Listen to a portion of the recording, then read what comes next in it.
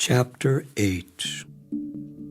After I recovered, Ramsey, Jeff, and I resumed our journey eastward.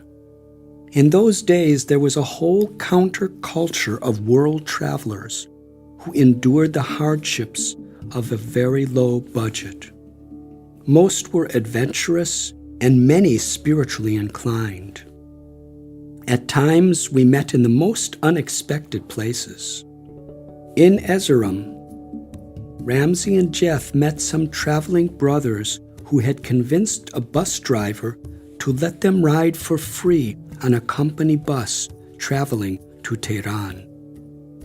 The bus was only half filled with supplies, so there was plenty of room for a few passengers. In this way, joining them, we crossed the border of Turkey and entered Iran. Once inside the impressive immigration building on the border, we took note of the wall-sized photograph of the Shah. Even more sobering was a sign posted by the U.S. State Department. In big letters, it warned American citizens that in Iran, the penalty for possession, transportation, or selling of hashish or opium products was death. If one was arrested, the State Department had little influence to help. The bus driver was delayed by immigration formalities, so we went to wait inside the bus. It was evening. Soon a crowd of children gathered to see the strange foreigners through the bus window. Although they wore ragged clothes, they were beautiful children. I smiled at a small boy of about 4 years old, but he glared back at me with such intense hatred in his eyes that I lost my breath. How is it possible for such a small child to possess such hate? I was to be haunted by repeated nightmares of his stare. I thought how frightening it was to see how impressionable children are. By family and surroundings, they can be conditioned to love, fear, or hate before they are even able to reason. We arrived in the ancient city of Tabriz. As I explored the streets on my own one day, one kind family invited me into their home. A 2-room abode made of brick. The women of the family had been working painstakingly for several years on a single Persian rug. Mother and daughter sat on the floor of their simple hut, creating precious art. The intricate designs may have up to 250 handmade knots per square inch. Naturally dyed wool shone with dazzling colors, each one with a life of its own. Red, blue, green, orange, yellow, white, and violet. These were but a few of the colorful yarns they stitched so meticulously. So simple and gracious was their hospitality that I felt like part of the family. They didn't speak a word of English, but that didn't matter. For dinner, all the men of the family sat on the floor and invited me to join them. They first recited a beautiful prayer of thanksgiving before enjoying the flat bread and tea. As we munched happily on the homemade food, their 10-year-old son entered the door smiling proudly. He held a great surprise in his clenched hands, dates from their tree. Moving toward me, he placed the sumptuous fruit on my plate.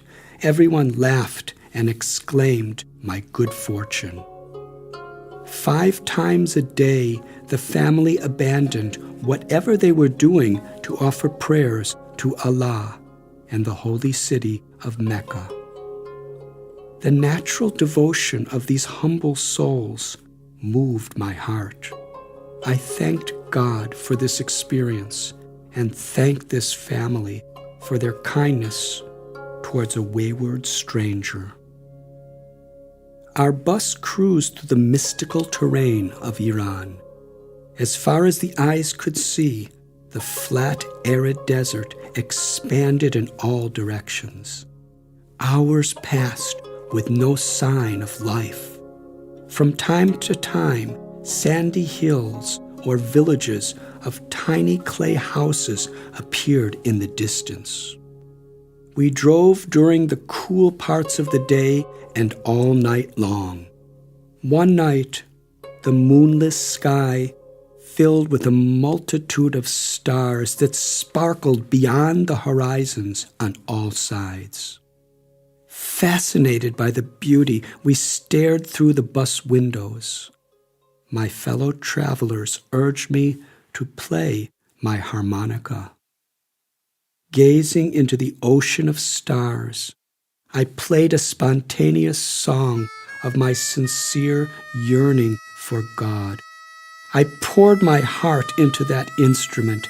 As my tearful song played, the bus fell silent.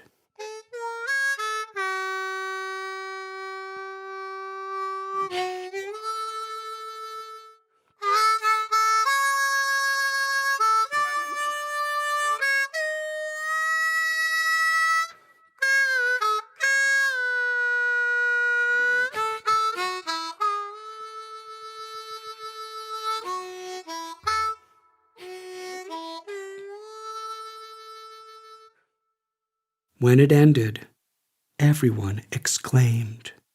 I looked around and saw more than a few passengers weeping. Smiling, Jeff patted my shoulder from the seat behind, while in front, Ramsey flicked his thumb up in approval. I was humbled, knowing that I really didn't know how to play the instrument well. I thanked God and Jimmy the Bear back in Opelika. It was while traveling across the Iranian deserts that concern for my mother and father flooded my heart. They had expected me home several weeks earlier and had not heard from me since Athens. They must be suffering miserably. Why then did I not write to them? The truth was, I didn't know how to compose the letter. Whatever words I might use to try to explain my resolve to travel overland to India, their hearts would shatter. What could I do? My search for God had become the only thing I was living for. If I neglected it, I knew I would be a hollow shell. Mother and father had dedicated their lives and souls to the welfare of their 3 children. Both came from poor Jewish families whose immigrant parents fled from Lithuania, Romania, Russia, and Poland to escape religious persecution. As far as we knew, all the relatives who'd remained were later murdered by the Nazis. My mother had lived through a difficult childhood. As a small girl, she suffered her father's early death. Then soon after, her elder sister was attacked in an alley and left traumatized for life. As a teenager, my mother had to work to support her ailing mother, her now handicapped elder sister, and her younger sister. But she was always cheerful and grateful for whatever God had given her. Later in life, she served her husband and children faithfully 24 hours a day, but she never abandoned her first family, quietly scrimping and saving to send relief. While raising 3 sons, she single-handedly did all the chores of the household, including cleaning, washing, and ironing clothes, shopping, and cooking an amazing feast every evening. She was slender, radiant, and dressed meticulously. The parents of all my friends marveled at my mother's beauty and grace. Her willingness to help others extended beyond her family.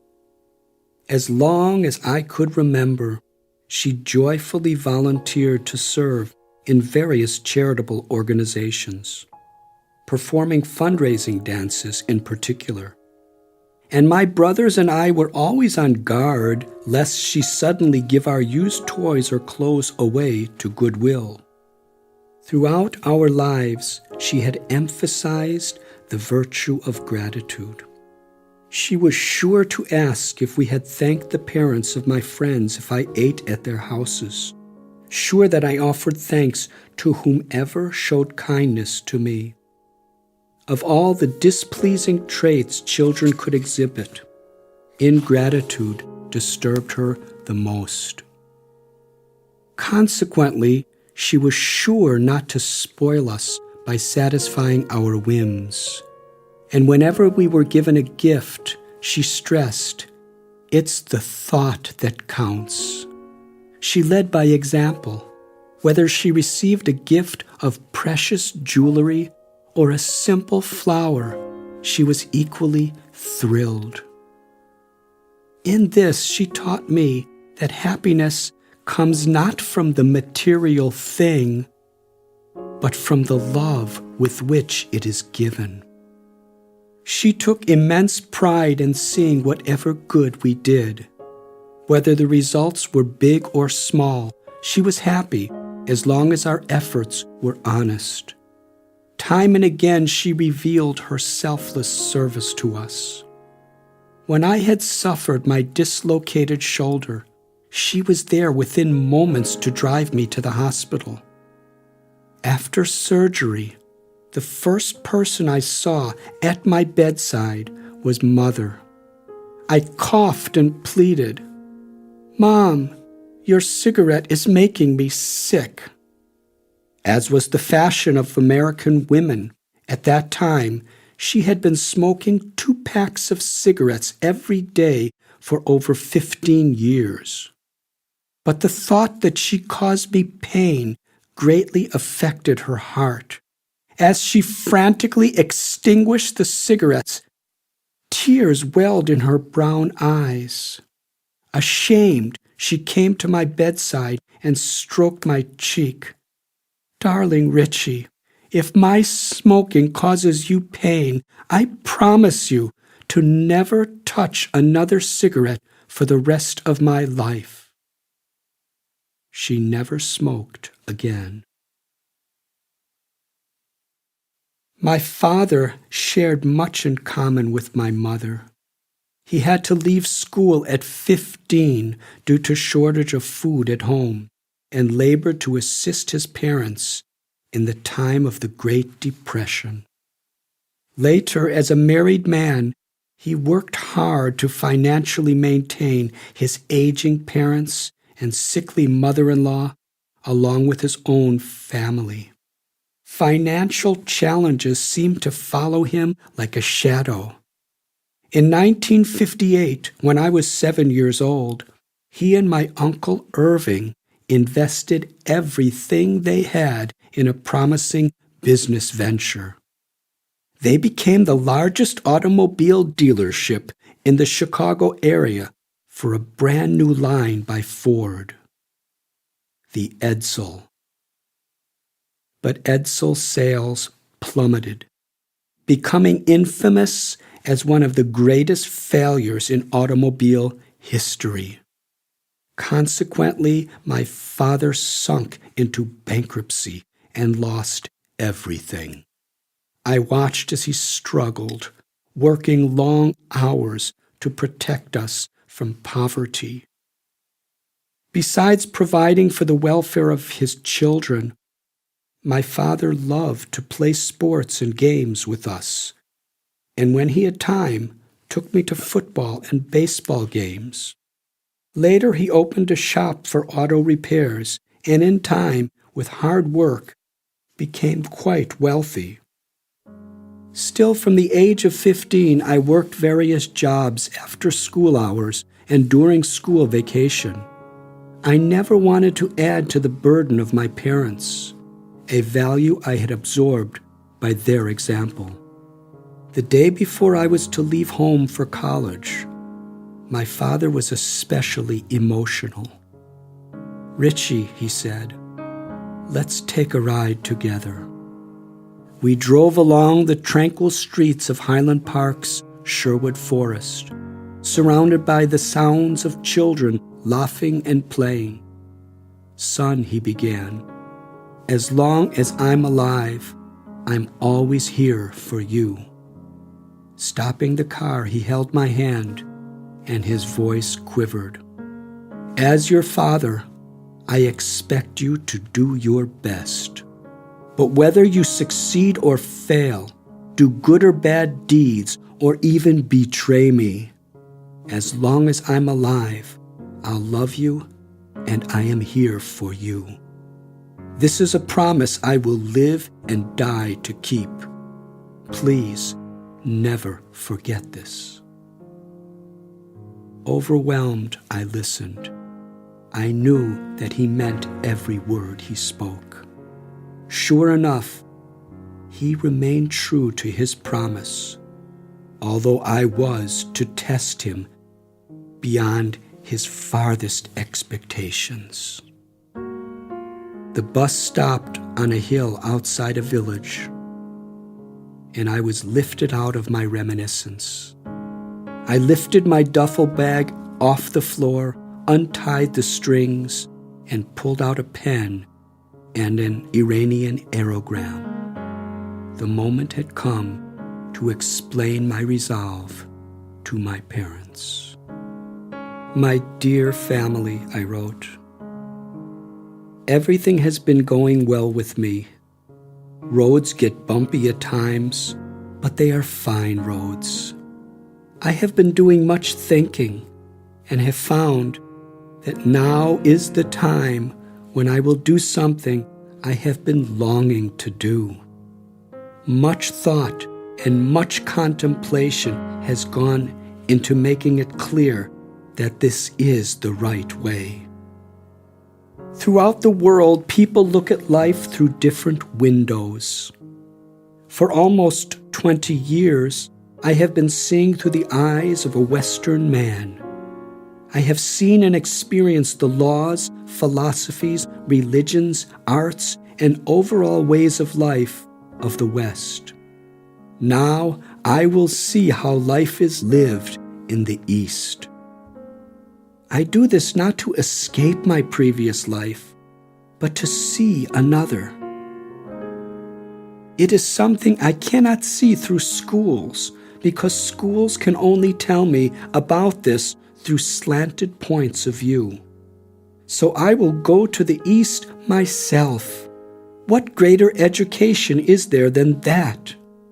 I am not doing this to worry you, so please don't hurt yourselves by worrying. It is impossible to write to you as often as I would like. Sometimes I simply cannot find a post office. Gary is no longer traveling with me. He is in Israel. I always have companions. Give my love to all my friends and relatives. Richard. The letter was postmarked Iran and had no return address.